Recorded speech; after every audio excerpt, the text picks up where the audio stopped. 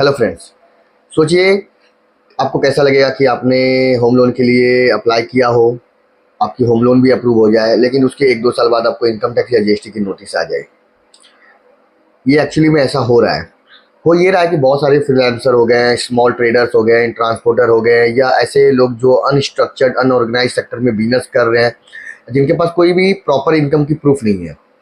और जब उन्हें होम लोन लेना होता है तो उनके एजेंट्स, जो बैंक एजेंट्स होते हैं, उन्हें बोलते हैं कि सर आपकी इनकम टैक्स रिटर्न में सेल्स या टर्नओवर बहुत कम है, इसे आप थोड़ा बढ़ा कर दिखा दो जिससे कि आपका लोन इजीली अप्रूव हो जाए।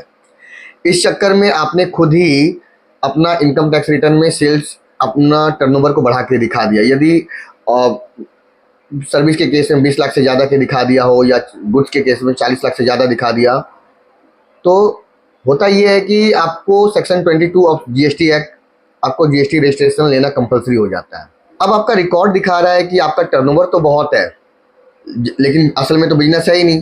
तो आपसे डिपार्टमेंट आपको नोटिस भेज सकता है कि सर आपका जीएसटी रिटर्न आपने क्यों नहीं भरा, रजिस्ट्रेशन क्यों नहीं है, आपका इनवॉइसेस कहाँ पर है, आप इनवॉइसेस की डिटेल दीजिए, और एट द एंड टैक्स कहाँ है।